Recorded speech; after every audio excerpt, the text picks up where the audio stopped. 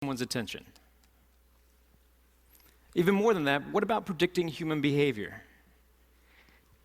I think those are interesting ideas if you could. I mean, for me, that'd be the perfect superpower. Actually, kind of an evil way of approaching it. But for myself, in the past, I've spent the last 20 years studying human behavior from a rather unorthodox way, picking pockets. When we think of misdirection, we think of something as looking off to the side when actually it's often the things that are right in front of us that are hardest things to see, the things that you look at every day that you're blinded to. For example, how many of you still have your cell phones on you right now? Great. Double check, make sure you still have them on you. I was doing some shopping beforehand. Now, you've looked at them probably a few times today, but I'm going to ask you a question about them. Without looking at your cell phone directly yet, can you remember the icon in the bottom right corner? Bring them out, check, and see how accurate you were. How'd you do? Show of hands, did we get it? Now that you're done looking at those, close them down, because every phone has something in common. No matter how you organize the icons, you still have a clock on the front. So without looking at your phone, what time was it? You just looked at your clock, right? It's an interesting idea. Now I'll ask you to take that a step further with a game of trust. Close your eyes. I realize I'm asking you to do that while you just heard there's a pickpocket in the room, but close your eyes. Now, you've been watching me for about 30 seconds. With your eyes closed, what am I wearing? Make your best guess. What color is my shirt? What color is my tie? Now open your eyes. By show of hands, were you right? It's interesting, isn't it? Some of us are a little bit more perceptive than others. It seems that way. But I have a different theory about that model of attention. They have fancy models of attention, Posner's trendy model of attention. For me, I like to think of it very simple, like a surveillance system. It's kind of like you have all these fancy sensories, and inside your brain is a little security guard. For me, I like to call him Frank. So Frank is sitting at a desk. He's got all sorts of cool information in front of him, high-tech equipment. He's got cameras. He's got a little phone that he can pick up, listen to the ears, all these senses, all these perceptions.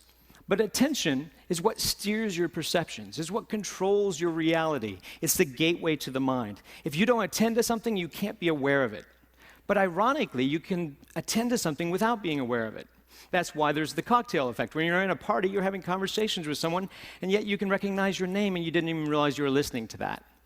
Now, for my job, I have to play with techniques to exploit this, to play with your attention as a limited resource. So if I could control how you spend your attention, if I could maybe steal your attention through a distraction. Now, instead of doing it like misdirection and throwing off to the side, instead what I choose to focus on is Frank, to be able to play with the Frank inside your head, your little security guard, and get you, instead of focusing on your external senses, just to go internal for a second. So if I ask you to access a memory, like, what is that? What just happened? Do you have a wallet? Do you have an American Express in your wallet? And when I do that, your Frank turns around. He accesses the file. He has to rewind the tape. And what's interesting is he can't rewind the tape at the same time that he's trying to process new data. Now, I mean, this sounds like a good theory, but I could talk for a long time and tell you lots of things, and they may be true, a portion of them. But I think it's better if I tried to show that to you here live.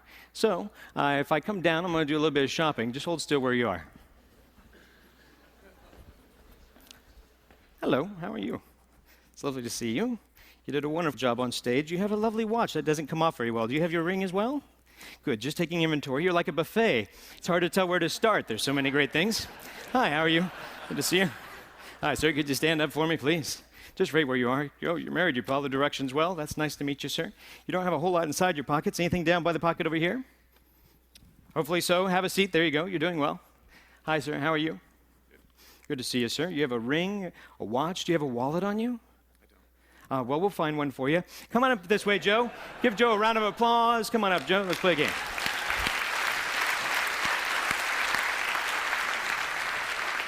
Pardon me. Don't think that I need this clicker anymore. You can have that. Thank you very much.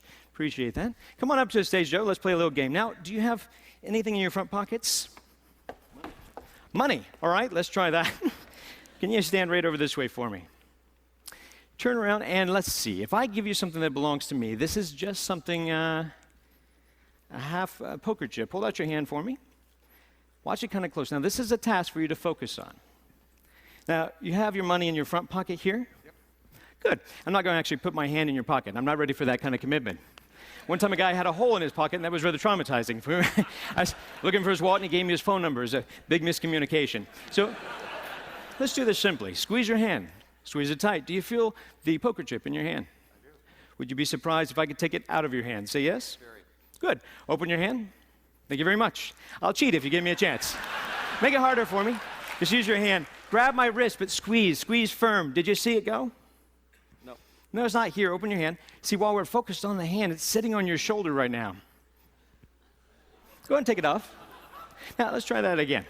Hold your hand out flat. Open it up all the way. Put your hand up a little bit higher, but watch it close there, Joe. See, if I did it slowly, it'd be back on your shoulder.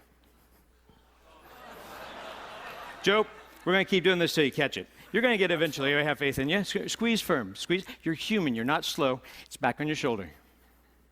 You were focused on your hand. That's why you were distracted. While you were watching this, I couldn't quite get your watch off. It was difficult. Yet you had something inside your front pocket. Do you remember what it was? Money? Check your pocket. See if it's still there. Is it still there?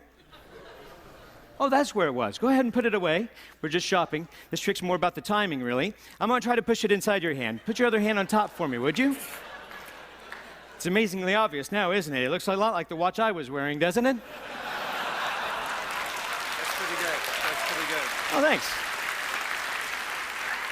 But it's only a start. Let's try it again a little bit differently. Hold your hands together. Put your other hand on top. Now, if you're watching this little token, this obviously has become a little target. It's like a red herring.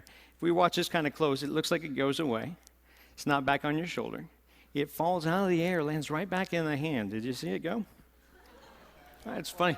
You got a little guy, he's union. He works up there all day. If I did it slowly, if it goes straight away, it lands down by your pocket. I believe, is it in this pocket, sir? No, don't reach in your pocket. That's a different show. Sorry, that's rather strange. They have shots for that. Here, can I show them what that is? That's rather bizarre. Is this yours, sir? Yes. I have no idea how that works. We'll just send that over there.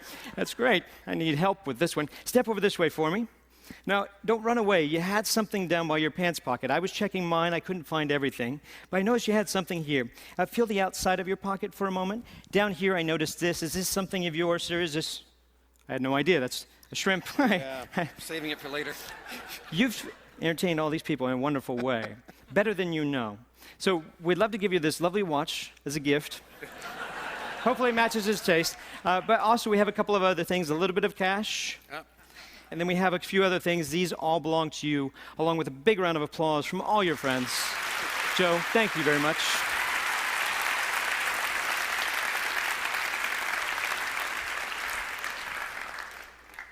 So, same question I asked you before, but this time you don't have to close your eyes. What am I wearing?